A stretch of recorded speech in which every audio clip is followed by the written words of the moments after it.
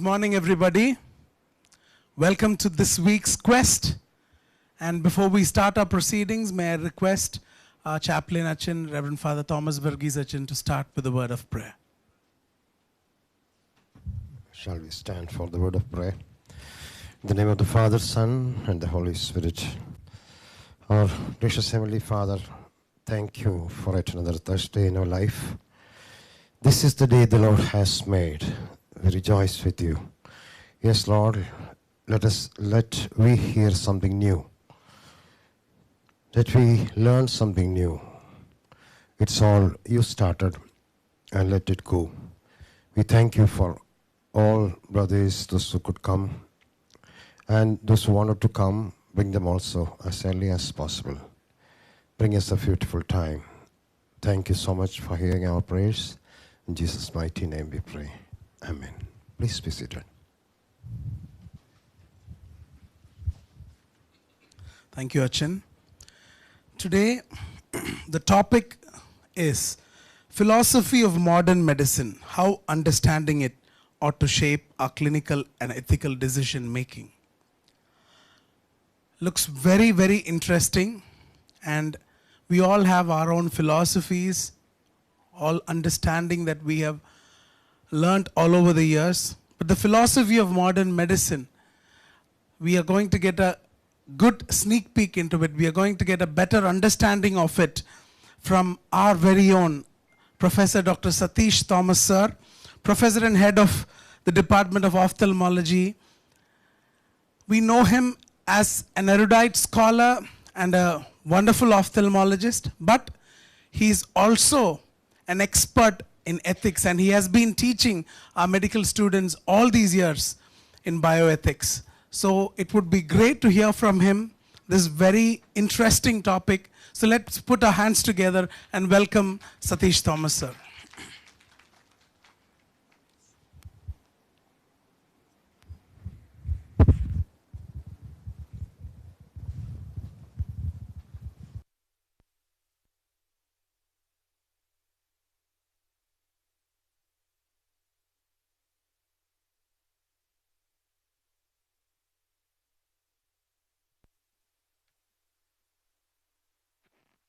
Hello, check. Hello, check. Yeah, good morning, everyone. So, as the topic has been introduced by Jacob, I want to tell you that, so I'll be speaking not just as a medical person, but also as an ethics person, and ethics is about philosophy. So, those of you who haven't engaged in much philosophical thinking might find it a little difficult, so please pay attention closely. I've kept it very simple, and it's not a long presentation. So how philosophy of modern medicine, as I understand it, ought to shape our clinical and ethical decision making. So I'll begin with two trigger case scenarios. Excuse me, I have a viral, so my voice will crack. I might cough in between. So here's the ethical case scenario.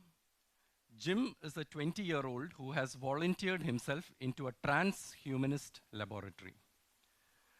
Transhumanism is a movement that aims to transform the human condition by using technology to greatly enhance human capacities, intellectual, physical, and psychological.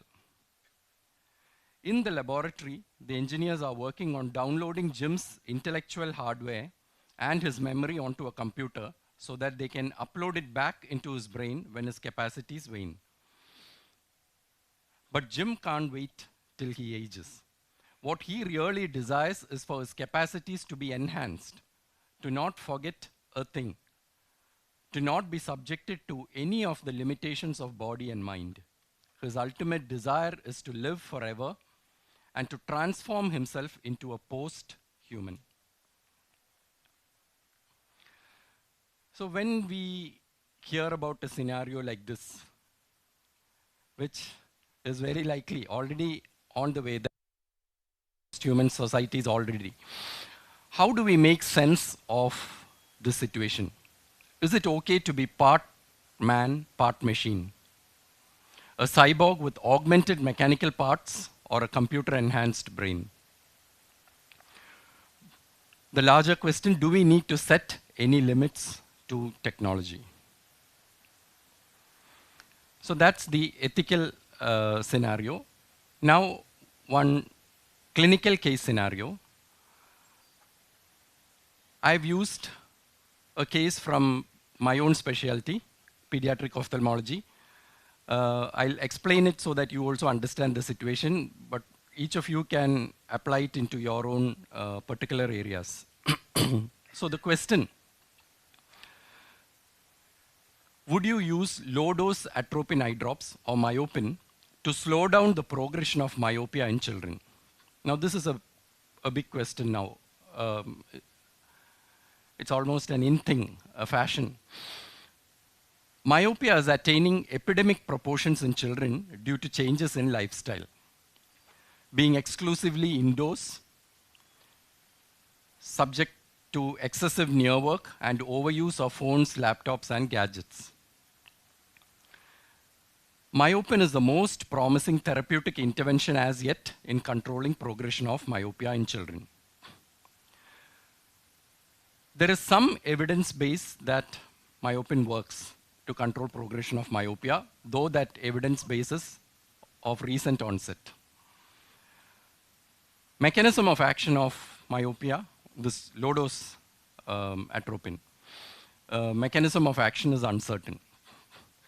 The long-term effect of this drug on children with growing eyes, not known.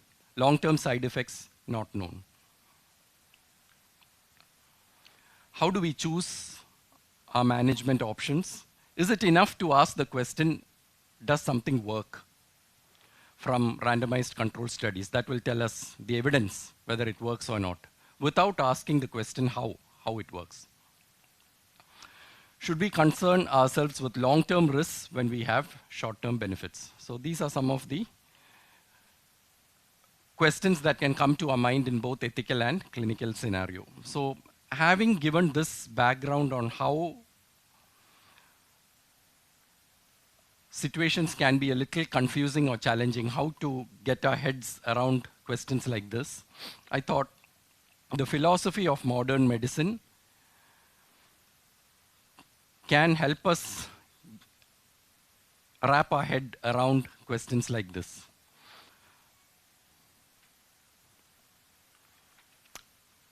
So when I say philosophy of modern medicine, we must understand that modern medicine is a particular brand of medicine. And when we say modern medicine, what we mean is that it is the Hippocratic Judeo-Christian brand of medicine. Historical roots, 450 BC, Hippocrates in Greece. And then after the fall of the Greek and Roman empires, when Christianity became the predominant influence in Europe, it majorly influenced medicine and most other thought systems in the Western world. So that is the historical background of modern medicine. So it's a particular brand of medicine that stood both against the prevalent brands of medicine at that time and even now. So this Hippocratic medicine or modern medicine, I think the way in which it stands apart from the other forms of medicine is in these two areas. One is, it is what made medicine an ethical enterprise. We know about the Hippocratic Oath, where the oath actually was administered before candidates could join for training. And we know the statements that are being made in the oath. It's all about ethical values. I will do it like this, this, this, this. And only those who subscribe to those values were even taught medicine. So values were more important than skill in that brand of medicine. And the second thing is that it was scientific, based on observation and empiricism. So these two things are what distinguished it. Now, what the big change in modern medicine happened probably in Europe in the 17th and 18th centuries, post Reformation, Renaissance, and the scientific revolution. It is then that modern medicine really took off. And we had all, the germ theory was made, blood circulation, human anatomy, all this, we just go back 200, 300 years. And that is when modern medicine really took off. So when we talk about modern medicine, keep in mind that we are talking about a particular brand of medicine. Now coming to the philosophy of modern medicine. So when we talk about philosophy, the most important concept in my view is worldview. What is worldview? Worldview is basically the lenses through which you see and interpret all of reality. It is the framework that you use to understand and interpret everything around you. That is a worldview. So, two people who have different worldviews might look at the same thing, but see and interpret them in different ways because they're seeing through their particular worldview lenses. If I wear green glasses, I see everything green. If I change it to red, then I see everything red. So, I'm going to talk about a particular worldview. This is a worldview that I've found most useful, and you must bear with me till the end of this slide to understand why I'm doing this. So this worldview says that all reality in the world can be best understood when seen through the lenses of these four major events. That is, the world was first created by God, and it was created good. Then the fall happened. And so the good creation got corrupted. But God does not leave the world in that state. He is actively involved in redeeming the fallen world back to its original good. And this process goes on in a linear fashion to be consummated or perfected sometime in the future. So that is a particular worldview that looks at all reality through these lenses. So it was good first, then got corrupted. It is being restored, and finally it will be perfected. So everything that we see can be seen as if this was originally good, but now has become corrupted to varying degrees, still retaining some good in it, and at the same time, the redemption or restoration process is also going on at whatever we see. So it is an interplay of all these three things going on at everything that we see. So as I told you, this is a particular viewpoint of the world, or in Old English, it is a peculiar viewpoint of the world. Not everybody holds this worldview. For example, does everybody look at the world and say that it is a result of creation? Darwinian evolution does not believe so. People who believe that, they say that whatever is there has all happened by pure chance, pure collision of molecules, blind by chance over billions and billions of years. And so we have all that we have. Again, was the original creation good? Now, if we go to Darwinian evolution, we cannot even say that. Good and bad don't even apply in Darwinian evolution, because what is your standard to apply? Everything is the same, isn't it? It's, in essence, all that we see is the same because it is just a matter of time. One the same thing evolves to something else over a period of time. So essentially, they are all the same. So why I said this is to show that this thing is a particular viewpoint of the world. Now I'm coming to why I talked about this. If we look at the structure of our medical curriculum, we find that it is structured like this. First, we have the basic sciences, anatomy, physiology, and biochemistry. That's what we start teaching our students. Then we go on to subjects like pathology and microbiology, and then therapeutics. The philosophy behind this is that the human body, as it is originally made, is good or is the best. It is from that philosophy that we are teaching this as your foundation, the standard against which you evaluate everything else. So the way the human body is originally structured is the best way for human beings. The way it functions, normal physiology is the best way for a human body to function. Similarly, biochemistry, the biochemical changes that happen in the body.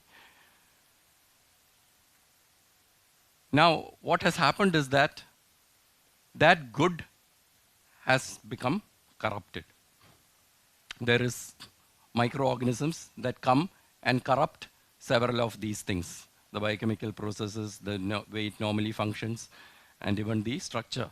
So that is what we study in pathology and microbiology. How has this now deviated from the original good? And so, if so, therapeutics is basically restoration of this to this. To the extent that you restore this to this, you've done a good job. So as you can see, this follows this particular worldview. The creation, which was good, and then the fall, which has brought corruption into the good, and then redemption is restoring the corrupted good back to the original good. If so, what should be the goal of medicine? Medicine can actually be likened to art restoration. Think of a painting by some of the maestros of old, like Michelangelo or Da Vinci or someone. So their paintings are 500 years old. The paint has fallen away in several places. It has lost its color and everything. Yet it doesn't lose its value with age because of who is the one who has made it. But that's a different topic. So what do these art restorers do? The art restorers try and restore this painting to what it was when it was originally done by the original artist. Now, art restoration is a discipline which has its rules. These restorers do not have a license to do whatever they want with that painting.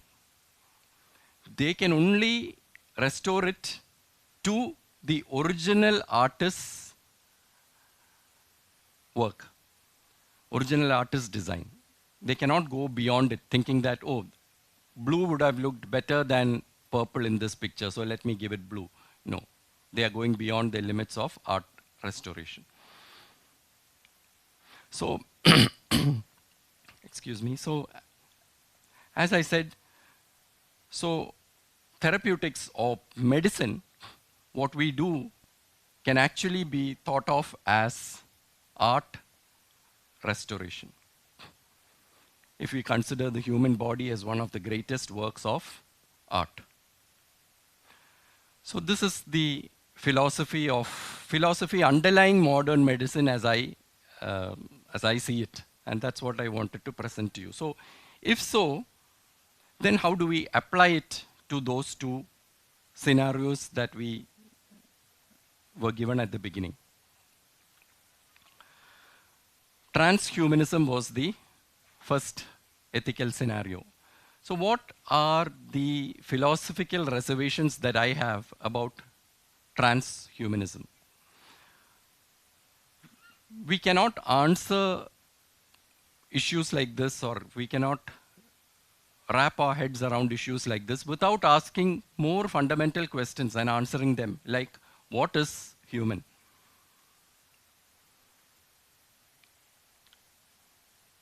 So unless we know what is human, we cannot decide or choose whether transhumanism is right or wrong. So in this particular worldview that I just presented, a human being is an image of God. Human being is a creature that is made in the image of God. So this human being was an idea in the heart of God, and God created this human being. And he said it was good or very good. So when corruption happens to that original good, do we have a license to improve upon the original? That's the question. So no improving upon the original. Therefore, there is no place for something called post-human. Post-human, as you can see, is definitely an idea that would have its philosophical foundation in evolution, isn't it? So we have evolved from so many lower forms, and then gradually over time, we will evolve into a higher form, which is post-human. Now that might be through the aid of machines and technology. So in this worldview, there is no place for post-human. As I said, a human being is an idea in the heart of God. If you see this picture, these hands here that you see are actually from a painting by Michelangelo in Sistine Chapel, depicting creation. God is the one who's reaching out to man. Let us create man in our image. Man's hand is passive. Whereas what transhumanism tries to do is, you can see the machine hand, it's trying to reach out and touch the hand of God. That is the motivation behind transhumanism. To try and reach God and maybe dethrone him. To not be subject to any limits.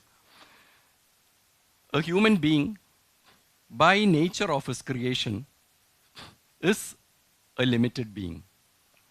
So we can be content with being limited and not God. There can be a place for finitude, suffering, healing, all these things. If this is our understanding of creation. So that is where our philosophy is going to influence the way we think on all these issues. Now coming to the last part, the clinical case scenario. I have some reservations to low-dose atropine used for controlling myopia in children. Probably I might be one of the very few pediatric ophthalmologists who is still not using it. It's a fashion now. My problems are these. See, the first rule that I use in life is, if something isn't broken, don't fix it. If it isn't broken, don't fix it. And that's because of the distinction between what's physiological and pathological. Physiological is not broken. Pathological is broken. Now, myopia, as you know, if you will go back to your physics, the light rays from infinity come and focus in front of the retina, and that's what is myopia. So there is short sight. Now, if the light rays are already focusing in front of the retina in a child, as the child's body grows and the eye increases in axial length, the light would focus more and more further away in front from the retina. So the fact that myopia would progress during the growth of the child is only physiological. So sometimes when parents come and they're very anxious, they come and tell me, how can I arrest the progression of the power of my child's spectacles? In just I tell them, there is one way you can stop it, by stopping this child's growth. That is a sure way you can stop progression of myopia. There is historical, cultural wisdom in the term refractive error. That's how the people of old saw diseases like this. It's not really a disease, it's just an error of refraction. The other problem with myopia is, one is, if it is not broken, don't fix it. The other is, fix what is actually broken. Now, what is actually broken in this scenario? It is the abnormal lifestyle.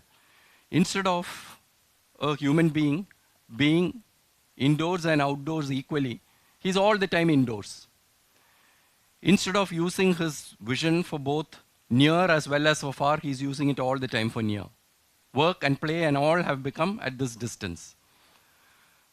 There is no exposure to sunlight. So these are all the things that are actually broken. And trying to fix what is broken by another mechanism is what atropine treatment tries to do. It is like barking up the wrong tree, trying to fix a problem whose pathophysiology lies elsewhere. And this is where I currently have a problem with atropine, because we do not know how atropine is working. Now, I'll be very happy if we know it is working, but we don't know how it's working. So therefore, I'm holding back.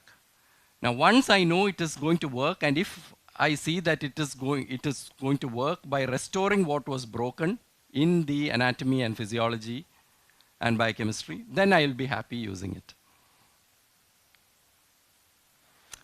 So, to conclude, technological advances push the boundaries of possibilities to even push man to the border of being post-human. Therefore, it's very important to understand philosophical foundations to think on these issues. We need to ask questions like, what is human? What is human flourishing? What is a good life? Without answering these questions, we cannot make a good choice. We need a framework to make sense of life, which is called a worldview. We need to examine our own worldviews, because as I told you, our worldviews will influence the way we see and interpret. And I've already said that from this worldview, we can look at medicine as art restoration. So thank you for your patient hearing.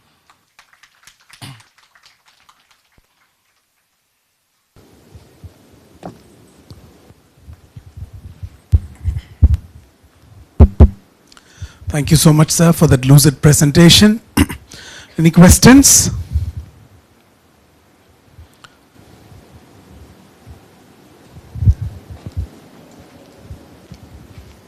Satish, thank you so much for that brilliant presentation. I just wanted to ask you, you said that when Michelangelo's picture is to be restored, there are clear guidelines. Are there similar guidelines in ethical literature, conversation about human behavior? The way we were created, the way we were expected to love and to care, and the changes that we are making in our own dealings, are there guidelines on that? Because restoring a picture, at least you can lay down standards. How do you decide what is love, what is care, which is what is afflicting society today. Yes. You've hit the nail on the head, sir. The problem is exactly this, because there are various ethical theories. And these various ethical theories differ based upon the worldview that is applied. And so people who do not agree on their worldview will have very different perspectives on these issues. What is love? What is care? Things like that. So that's the problem, how even ethics is done. It's very unfashionable to hold to particular worldviews, and especially if those worldviews have a religious connotation. It's very unpopular. Therefore, what people would do is go for very generalized perspectives. So the problem with that is, therefore, then we have to go down to the common denominator, which would be a very low common denominator. Ethics cannot rise up. Ethics is about what ought we to do. And therefore, it ought to really lift us up to the highest that we can. Now, the problem is, when the different worldviews don't agree on that, then we will come to how can we then do ethics in a common crowd. So everybody will lower it, look at the common denominators, and then do ethics at that level, which is a very basic level. So that's the problem. That's why I feel that it's without defining the worldview, we can't even begin the conversation. I know there will be, it will divide people, but I don't know how else we can do good level of thinking.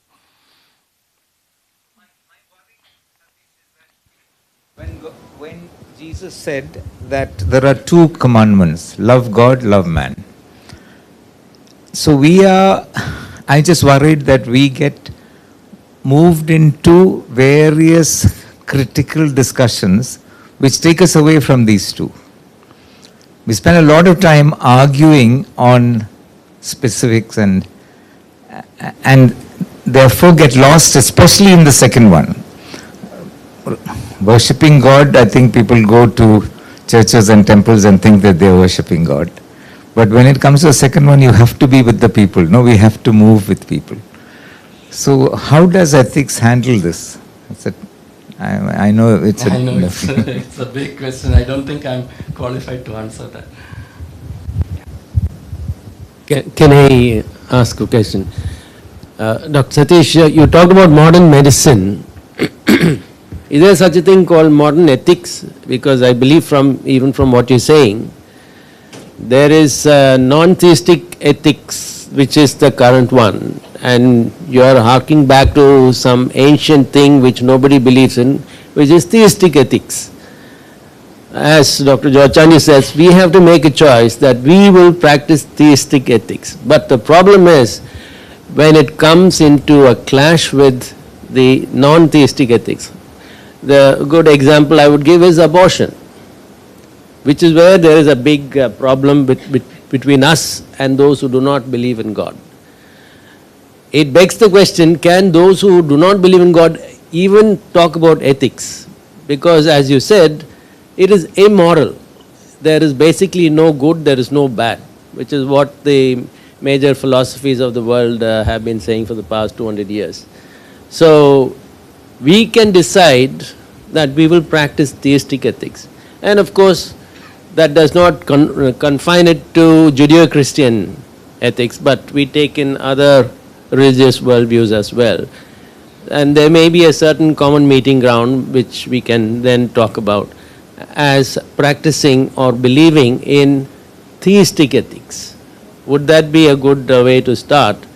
And we can, there are so many things that we share with other world religions which we can bring together and form a platform for us to think about how then shall we address this question, what is human? Yes.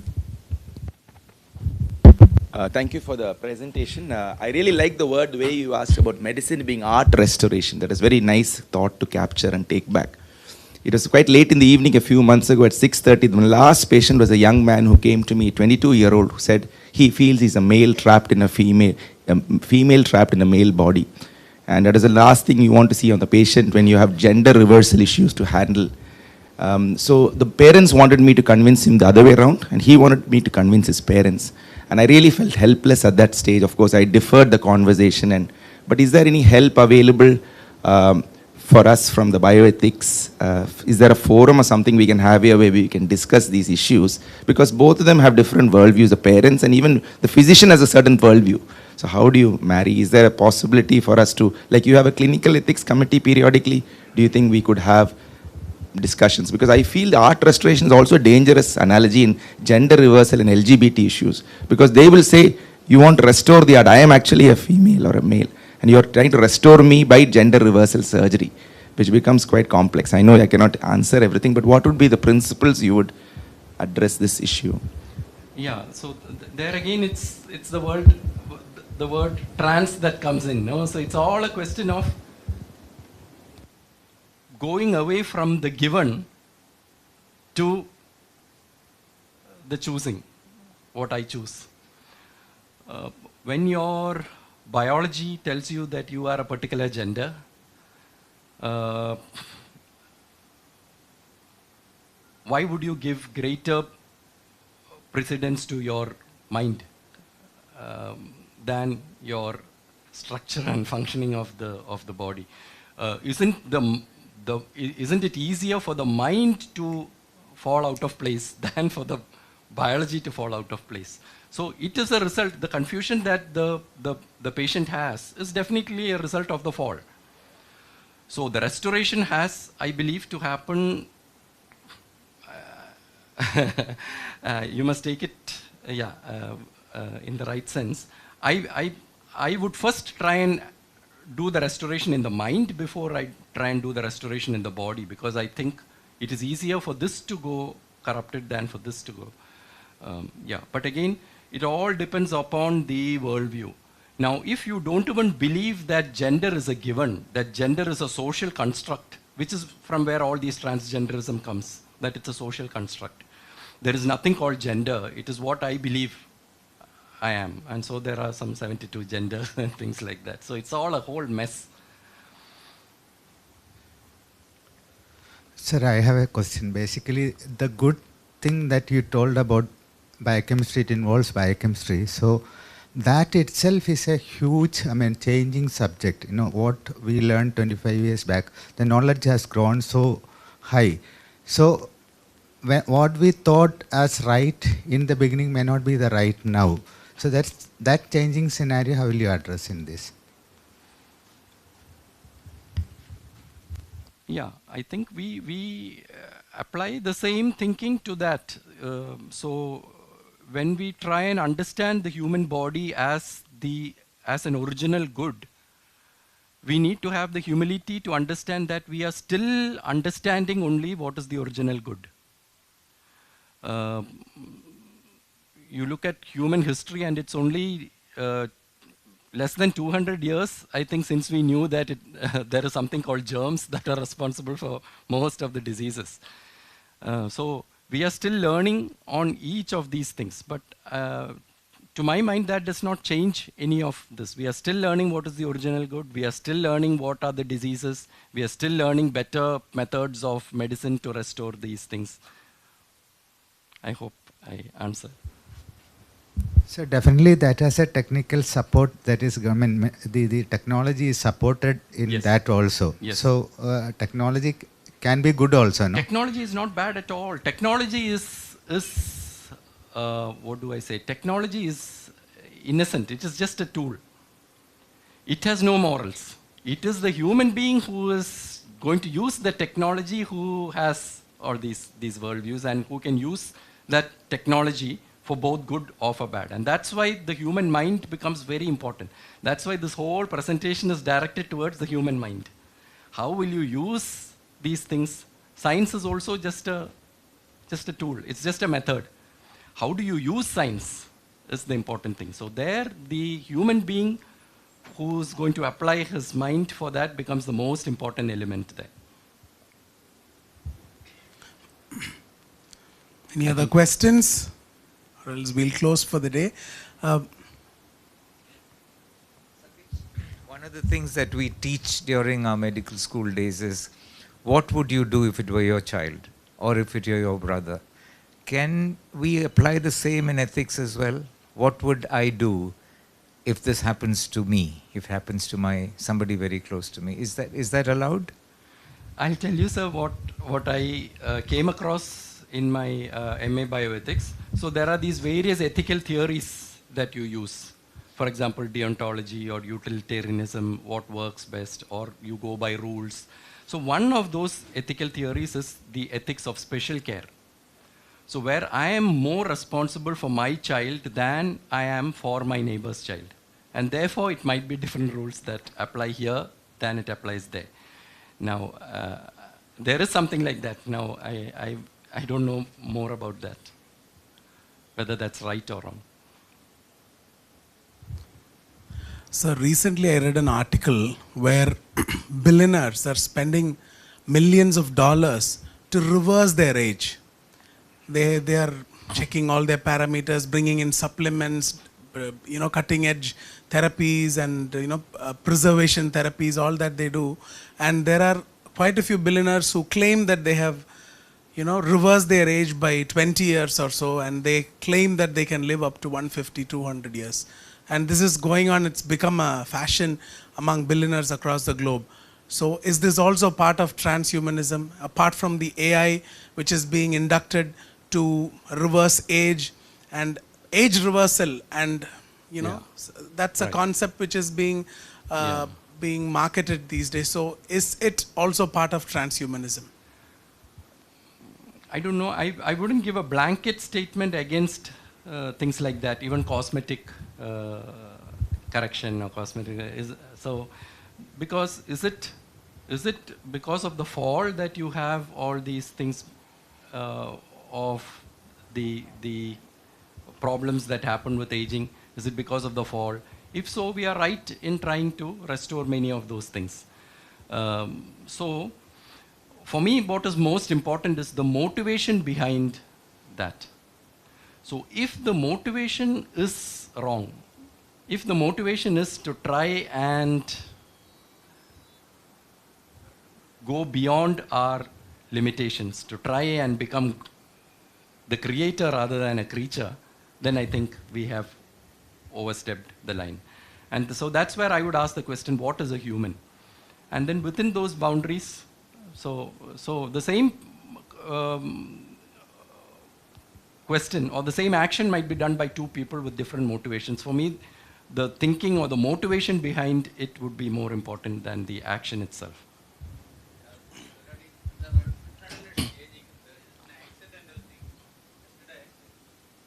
I happened to the library. I just took a New England Journal of Medicine. I just scrolled the pages. I found that fasting, because now we are at religious fasting, and then I read an article. Accidentally, it was, that page was opened, and I went through the benefits of this fasting. And that article I didn't go through in detail. I found that reversal of aging is possible with the fasting. You can go through that, it's there in the library. I didn't go through, I just grabbed the content. Thank you so much, sir. It was more of like a TED talk that we listened to. So thank you so much for that. It was a great variety, and let's put our hands together. And so without much ado, let's close this session. Have a wonderful day. Next week we have the PG Clinical Club by the Department of Anesthesiology. Preparations are in full swing, and we expect all of you to be here in attendance. And before we started the program, we saw how you were all interacting with each other. That is one of the key reasons why this particular session was started. And do interact with each other before we leave as well. So have a wonderful day. Thank you. Thank you.